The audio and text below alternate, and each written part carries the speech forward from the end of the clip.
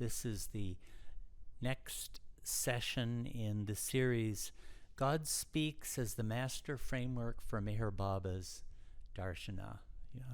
Welcome, one and all. Today's session is going to be embarking into the text of God Speaks itself, particularly the first chapter entitled States of Consciousness. Before I go further into this, let me review again what the format is that we've set up for these series. Once a week, we're going to be pre-recording a session like this one, and that will be available on youtube.com/Mehrabad, and also on facebook.com/Mehrabad. All of this content, when we have the time to do it, will be permanently accessible on a website. In the meantime, there is a WhatsApp app that you can get information about these sessions from. And to get information about that, send an email to this email address. This is all lowercase letters. godspeaksreading@gmail.com. That's godspeaksreading@gmail.com. So if you send an email there, you can get information about all of this. 4 to 5 o'clock on Sundays, we're going to be having live sessions where it's not Zoom. What is it? Google Meet, where you can get the link for that through this email address, and you can bring up topics and ask questions. We'll spend an hour talking about the presentation that was put up online the week before. So there'll be a presentation, and then the next week there'll be a discussion among anyone who wants to. Okay, so today we actually get started on the book itself, and let me just show you the 8 subdivisions of topics. We're in the last part of the second. Part 2, the divine theme and philosophical foundations. And then at the end of it, part 1 of God Speaks and the laying of philosophical foundations. Last week we dealt with the first section of this about the divine theme, but now we're actually getting into the presentation within God Speaks itself. I had found this first chapter to be monotonous, and I thought I knew it all. And experience has taught me always to beware whenever I think I understand God Speaks, because a number of years ago I came to realize more of what Baba was doing here. This chapter, as I mentioned last time, God Speaks has 10 chapters, or 10 parts, as they're called. And parts 2 through 9 carry out 3 passes through the narrative of the divine theme. Part 1 is outside that framework, and part 10 is also. But what part 1 does is it lays foundations, some foundational terms and concepts. Thus, the first chapter here is non-narrative. And I want to say 2 things about it right from the outset. One is that there is a grand logic to this first section. And to summarize it, at the beginning, Baba says that all souls are in Paramatma. All Atmas are souls, and Paramatma is the Oversoul. And at the very end, he takes a huge conceptual step by saying that all souls are Paramatma. And that is hugely important. That's moving from, we could say, a general theism, such as we would find in Christianity, Islam, Judaism, and much of Hinduism also, where souls are in the ocean of God, I suppose, to really Advaita, non-dualism, where the souls are God and each drop is God. That is the greater logic of this first chapter. The other thing I would want to bring out right now that this chapter does is that it gives a lot of the foundational terms and concepts. So on this slide you can see a framework of basic terms in part 1. So let me just read through these and then we'll get into the book itself. Fundamental ontology, I'm using that term. An ontology is the branch of philosophy concerned with what is. And the main two key terms that Baba gives here are Atma, which means the soul, and Paramatma, which means the oversoul. And the fundamental ontology, as I say, that Baba comes to is that Atma is Paramatma. That was the great insight of Advaita Vedanta, as a matter of fact. Baba gives 4 grounds for the difference in states, why different Atmas have different states. We'll be going over this, but these are the 4, and these are English terms: consciousness, planes of consciousness, experience, and state. Baba provides definitions for those 4 right at the beginning. The cause of binding, why souls are bound to different states. And here Baba introduces a great theme in his Darshana, in his philosophy, and that is Sanskaras, or impressions, which come up in a big way in this chapter. And the last basic framework of terms to bring up here is the 3 spheres and the 3 bodies. Both of those are separate from each other: the gross, the subtle, and the mental. And this is core, foundational to Meher Baba's Darshana, I would say, in all respects. So I'd like to read out the first section of God Speaks. It's very memorable and certainly important. I'll read about half a page or so, because we're going to be looking at this now.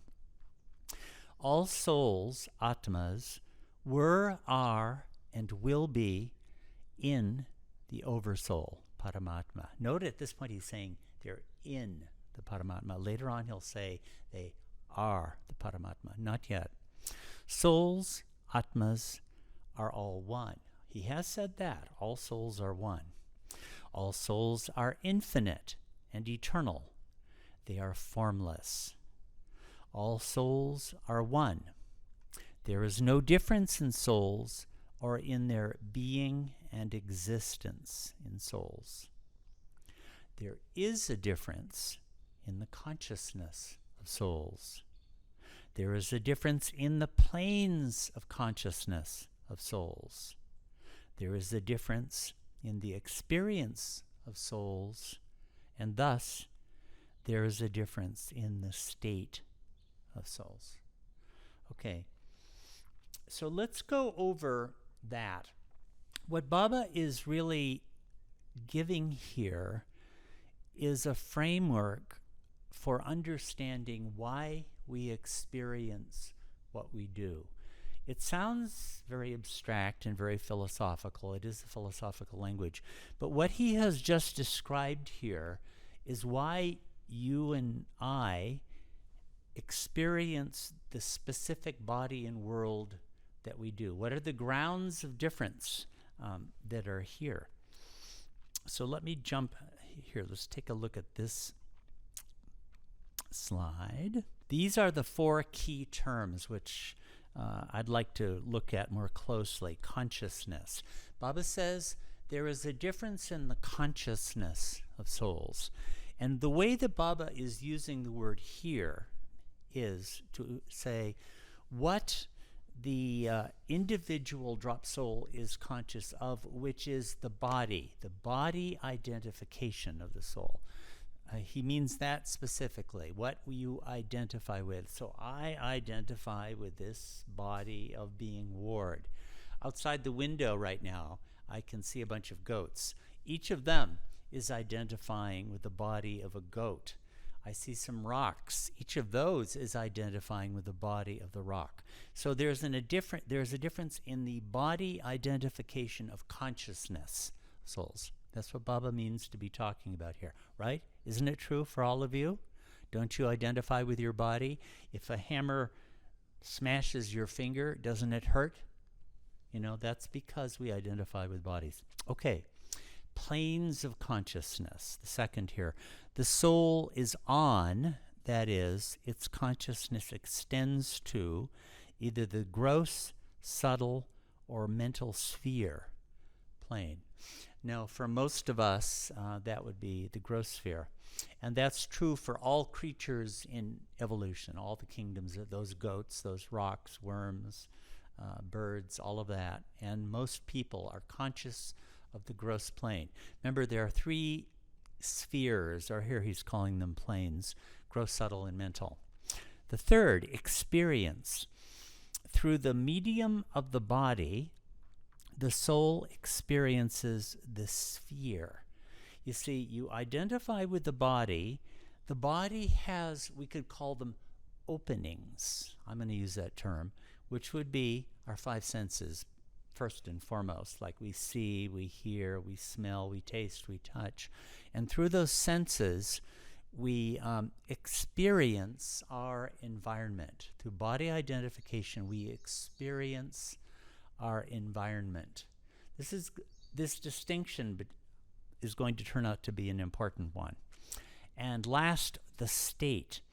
The totality, so that's what experience is. Through identification with your body, you experience your environment or sphere or world as something different from yourself. There's me and not me, right? In reality, nothing like that exists. There's only God. But this false experience, it creates a division between the me and the not me, the body and the environment. And this produces a state. The totality of all these factors produces the state of the soul. A fundamental element in the state of the soul is bondage or the freedom from bondage. So, okay, we'll be saying more about that in just a second.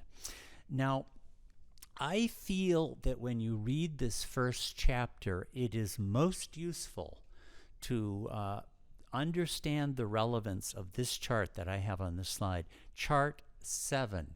It appears much later in the book, but actually it is altogether relevant to the very opening chapter.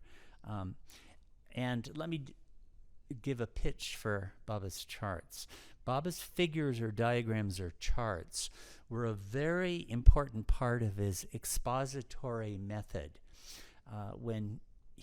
especially when he would explain highly philosophical, metaphysical, cosmological topics. It was a basic tool that he used.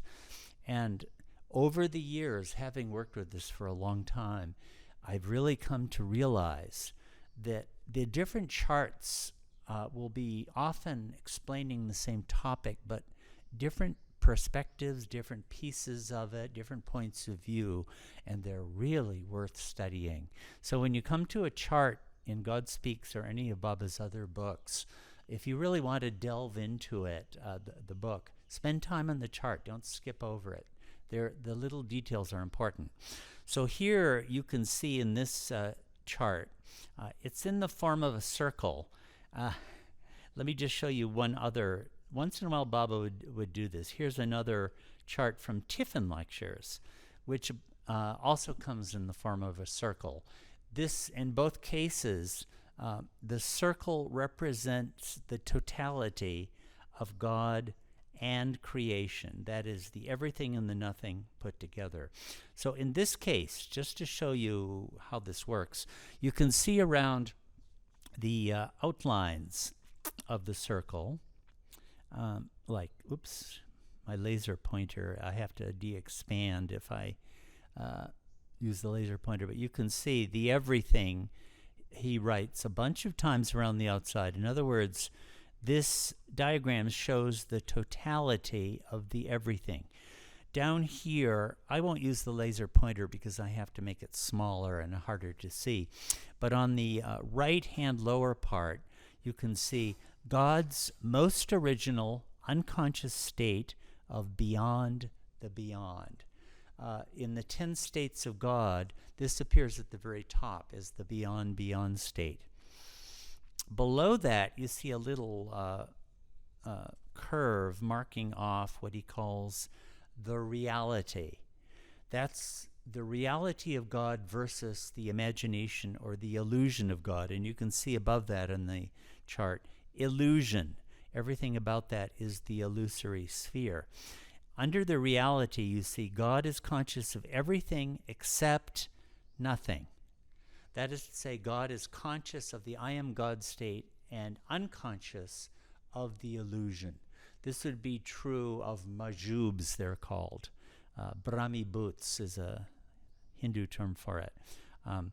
And then men God and God man, that would be perfect masters and the avatar, are simultaneously conscious of everything, including all nothing. So these are Shivatmas, is a term Baba would use for that, of souls who are conscious of themselves as God and are conscious of creation also. We'll be coming back to this later on. But this upper part is what I really wanted to call attention to. Because if you see, let's see, even though it makes it smaller, let me just point it out. You see down the left here, this is the three bodies, the gross, the subtle, and the mental bodies, right? And this on the right is the gross, the subtle, and the mental worlds or spheres. Now here's the really important thing here. The bodies and the spheres are shadows. Baba will use that term in this first chapter. The body is the shadow of the Atma, and the sphere is the shadow of Paramatma. You get that idea? Atma and Paramatma, Baba will tell us, are actually one and the same. They're identical. But when you're in this false, illusory experience of duality and divisiveness, you experience them as being apart from each other. And in order to have experience, remember we were reading about experience earlier as one of Baba's key terms, the way that we have experience is my Atma, which is my real self, identifies with the shadow of the Atma. I think that the shadow, which is my body, is me. And through the medium of that shadow, I experience the shadow of Paramatma, which is the world or environment. So through a little shadow, I experience a big shadow. You get this concept? These two parts of duality, the Atma and the Paramatma, cast their shadows, and we live in a shadow land, experiencing a big shadow through a little shadow. And through the little shadow, I say, is me. And the big shadow, I say, is you or it. It's not me. That's the fundamental structure of experience of every Jivatma until you're God realized. That's what this chart shows. So I'll just, if you can just look at the left-hand side here, I'm just below that arrow there. It says, man is gross conscious, and then to read this chart, you have to go up the purple arrow, through the gross body equals the small gross shadow, right? Man is gross conscious through the gross body of gross sphere equals big gross shadow equals the gross nothing equals nothing into nothing into nothing. So you see how to read this part of the chart. You read it like a grammatical sentence from down in the center left over to the top right. Now, the next one, on the green arrows now. Man is subtle conscious through the and I'm crossing over to the right-hand side, through the subtle body equals small subtle shadow of the subtle sphere, which is the big subtle shadow, equals the subtle nothing, equals nothing into nothing. These are human beings who are subtle conscious, and they, through the medium of their subtle body, which is the small shadow, subtle shadow of the Atma, they experience the subtle sphere, which is the shadow of Paramatma. And then I'm simplifying this a little bit. So down further on the center left, man through mental body equals the small mental shadow. That is, the mental body is the small mental shadow. Through that body is conscious of the mental sphere, which is the big mental shadow, which is the mental nothing, which is nothing. So notice that he characterizes the three spheres thus. The gross sphere is nothing into nothing into nothing. The subtle sphere is nothing into nothing. And the mental sphere is nothing. Here's another way of putting that. The gross sphere is a shadow of a shadow of a shadow. The subtle sphere is a shadow of a shadow, and the subtle sphere, and the mental sphere is a shadow. This is the fundamental structure of the experience of all people, and also all creatures in creation. Through the medium of the shadow of the Atma, which is their body, they experience the shadow of God, which is the sphere. Okay, so that's this figure, and it's really, really worth, when you read this first chapter, it's really worth it to spend some time reading, going back and forth with this chart. Okay. Now, let's go back to the text of the book. You saw here on this first page, he's said their difference in the consciousness of the souls, planes of consciousness, experiences, and states. Now Baba starts going over those one at a time. If you see, remember those four terms: consciousness, planes of consciousness, experience, and states. Now we see, he says, most souls are conscious of the gross body, Shtul Sharir, right? So he's talking about the first of the categories, consciousness, and he starts giving these kind of Vedantic terms. Shtul Sharir is a standard term for the gross sphere. Some souls are conscious of the subtle body, Pran. Pran means energy.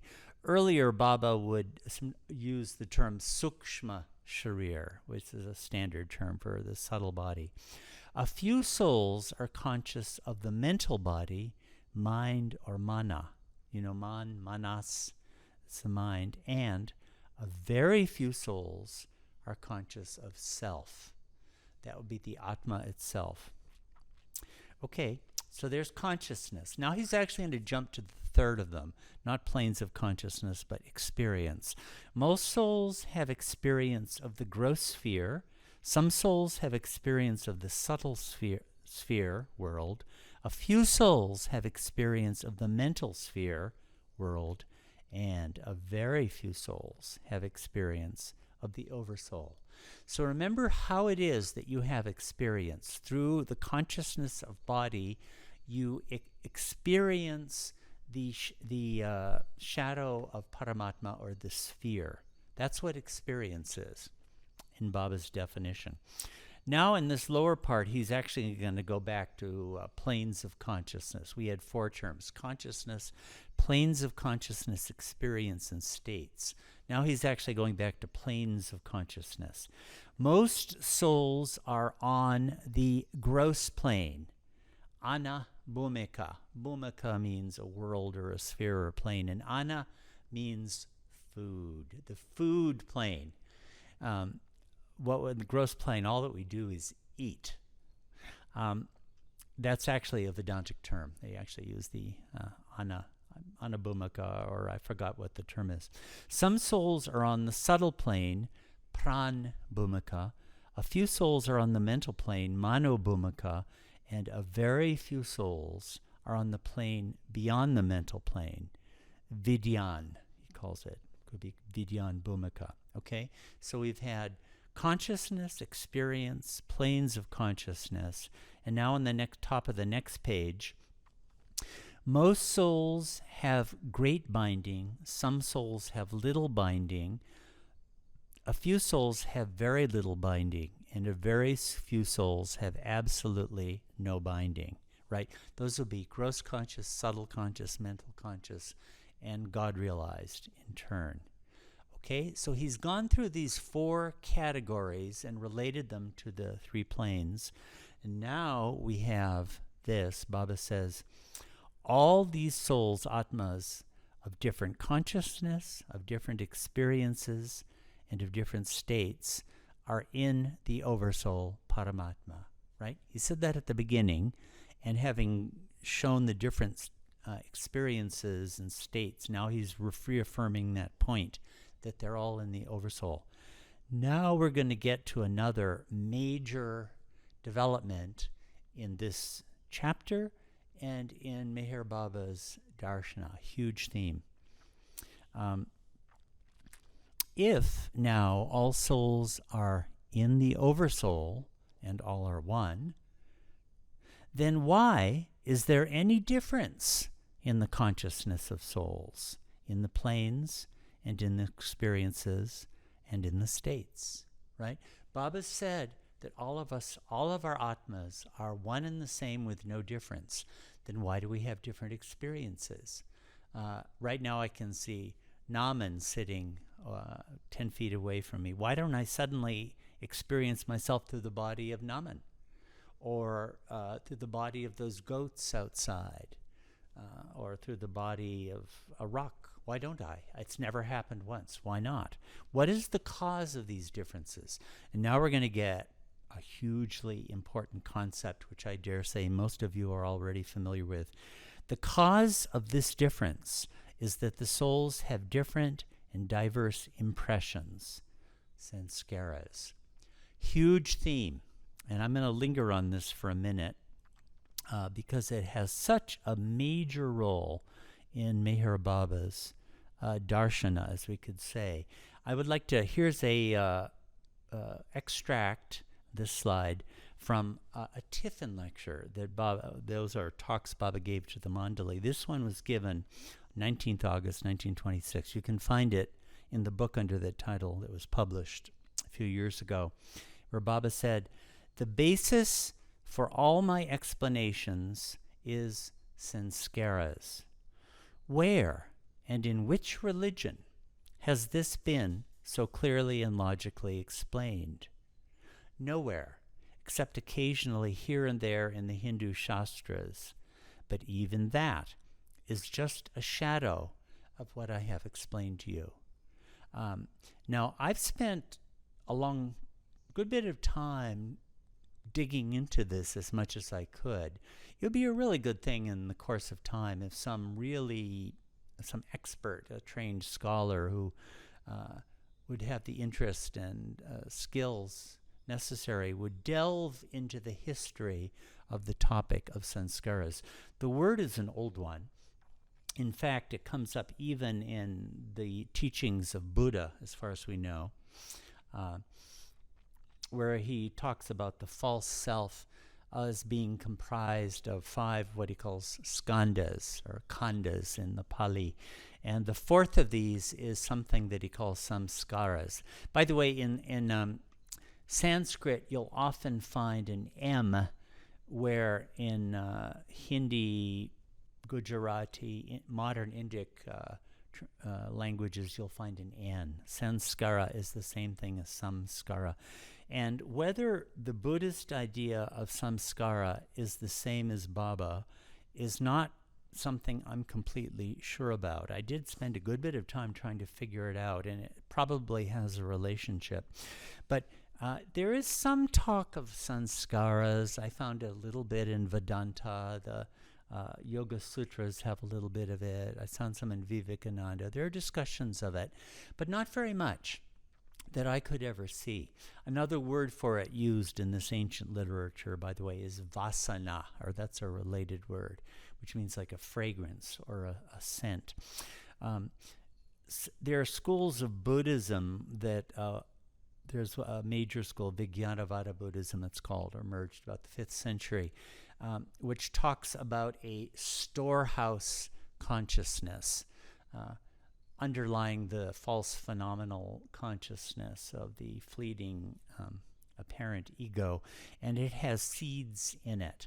Well, that sounds like sanskaras, seeds in a storehouse consciousness. So the idea has been there, but Baba really developed it more than I have been able to find out anywhere. We'll be dealing more and more of it as we go through this series. In this Tiffin lecture, 19th August, well, earlier that year, Baba had dictated Infinite Intelligence, and there you have a lot on sanskaras.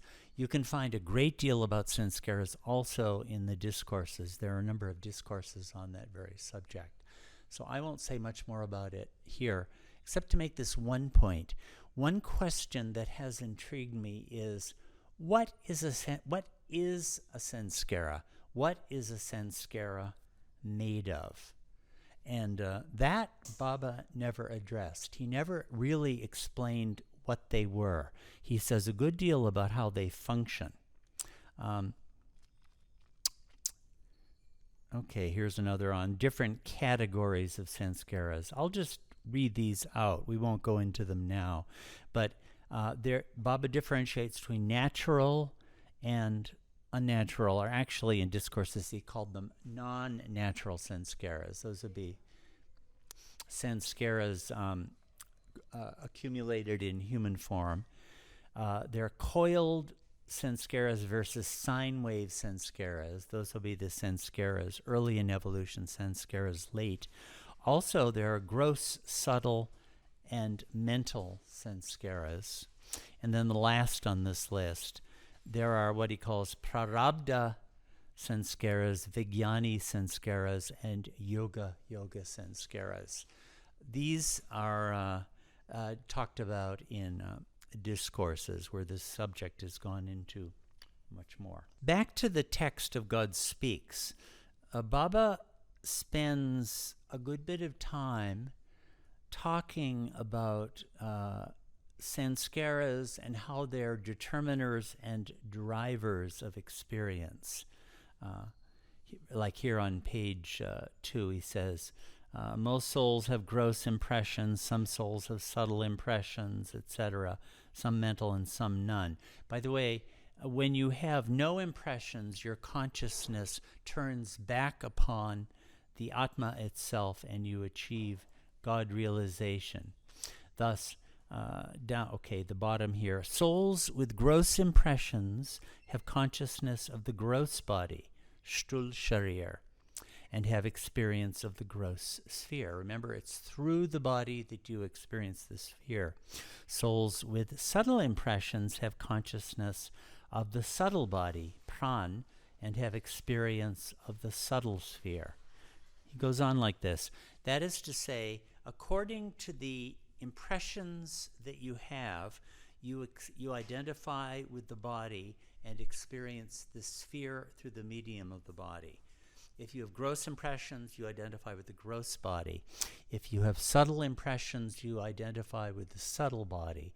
And you actually believe and experience and feel, I am the subtle body. Those would be pilgrims on the path on the opening plains, like that.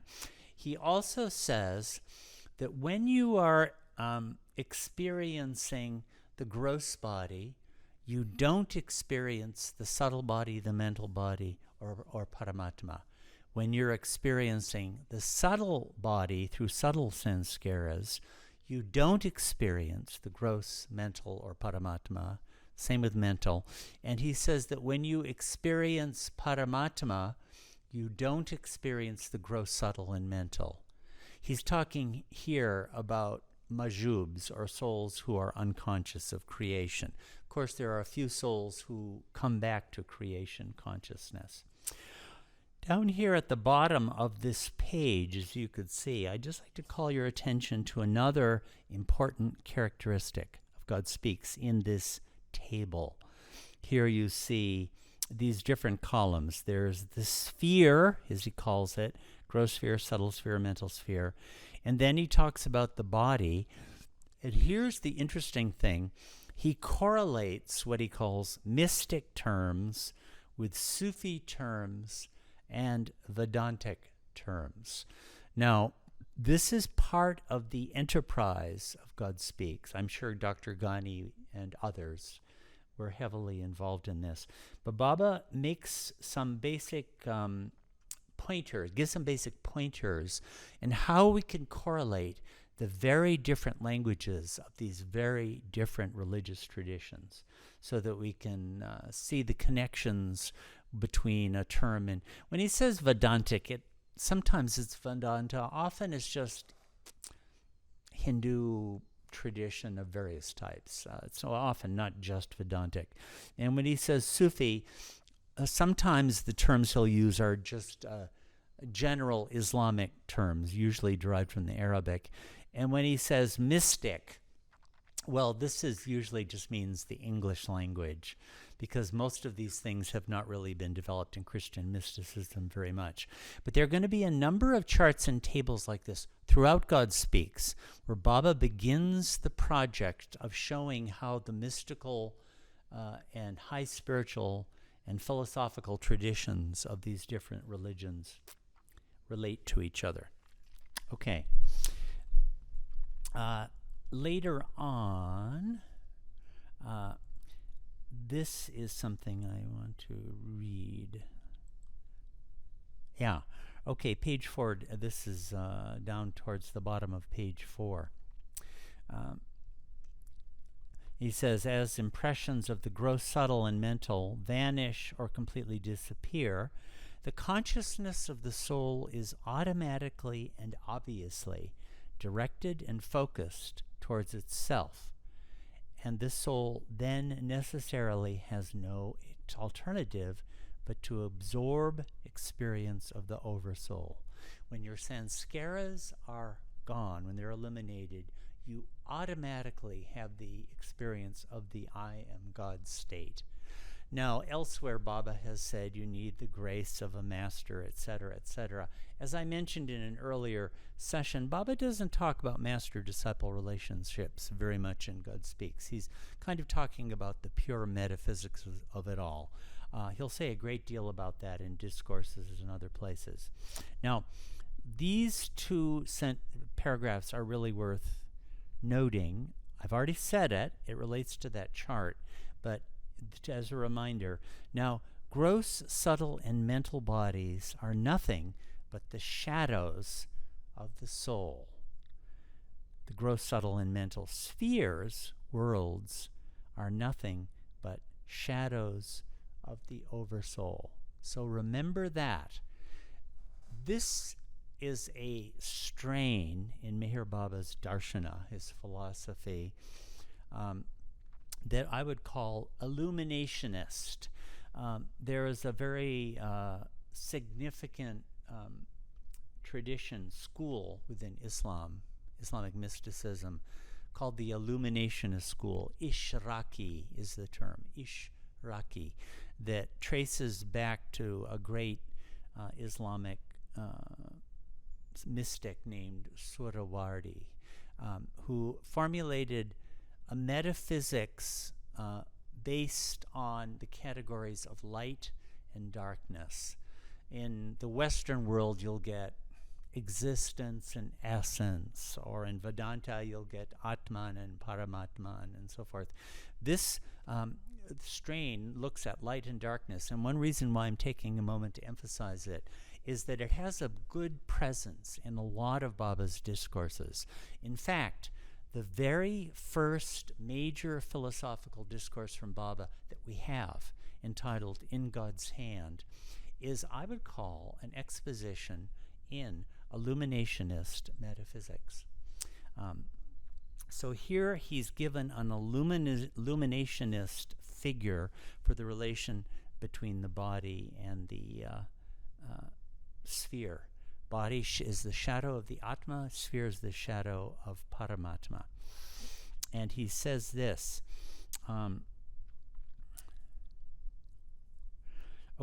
gross, subtle, and mental bodies are finite, have forms, and are changeable and destructible. The gross, subtle, and mental worlds are false. They are zero, imagination, and vacant dreams. That's what the universe is. It's a vacant dream. The only reality is the oversoul. Therefore, when the soul, with its gross, subtle, and mental bodies, experiences the gross, subtle, and mental worlds, the soul actually experiences in reality the shadows of the oversoul with the help of its own shadows. You get that? The soul, through the medium of its shadow, is experiencing the shadow of the oversoul. So when you're watching this video or cooking a meal or going for a walk or in your job, that's what's happening, because your sanskaras have bound you to this experience. They compel it. These sanskaras, Baba says, have to be spent. When you have them, you have to spend them. They force you to identify with the shadow of your own soul, through the medium of which you experience the shadow of the oversoul. The shadow of the oversoul is a zero. It's a vacant dream. It does not exist. So that will be when physics, the science of physics, gets to this point of reading God Speaks, it will realize this simplifies the problem of understanding the universe. It doesn't exist at all. Being a little bit facetious here. Okay, and then on page 5, Baba goes on to say, it is because of being bound by sanskaras to identification with the body that we are compelled to undergo the process of birth and death. The Hindu and Buddhist term is samsara, within samsara, where we get born again and again and again. And this, I'll read this sentence. When the soul is conscious of its gross body, then the soul identifies itself with the gross body and takes itself as the gross body. This is one of the effect of sanskaras. They make me think, I am this. I am this body. When someone punches me in the nose, it hurts. It's not just a belief, it's a full identification. But after I've died, you can punch me in the nose all you want and I won't care in the least. Or the body of my last lifetime, you can do anything you want with that and I won't even know. I'm not this body. But sanskaras make me identify with it, okay? This is the basis for identity. And this is all because of sanskaras. So now I'd like to come to the last turn in this first chapter, which is a key one, right? Baba has been giving us the basis for our experience. Our consciousness identifies with bodies, and we become conscious of a certain plane, gross, subtle, mental, or God-realized, if you happen to be God-realized. And through the body identification on that plane, you experience the plane, thus experience links the body with the sphere, and the totality of all of this is the state. The name of this chapter is States of Consciousness, and explanation of states is fundamental to what God Speaks is all about, right? So this chapter is worth understanding. This explains what a state is. Consciousness through a body on a plane, experiencing that environment, and that the totality of that is a state. Now he's going to take a crucial turn. This is on page 6. I'll really read some of this. The second paragraph here. The Atma can never be out of Paramatma because Paramatma is infinite and unlimited. How can Atma come out of or have a place beyond the limitlessness of the limitless? Therefore, Atma is in Paramatma. Okay, we had this before. He said that all Atmas are one. All souls are in Paramatma. Okay, I would say that a lot of Muslims or Christians might be able to buy into this. We're within God. But now he's going to take a further step. And here's the key sentence. After establishing the primary fact that the Atma is in Paramatma, we go a step further and say the Atma is Paramatma. You see how important that is? That I am God. Aham Brahmasmi, Anal Haq. He's taking that critical step. This is the big, it's almost like if the whole first chapter were a sentence. This is the predicate here, right here. Now he says, how do we explain that? And to do this, Baba gives this foundational metaphor of the ocean and the drop, which is to illustrate how the drop can be one with the ocean. So I'll read a bunch of this. For example, let us imagine an unlimited ocean.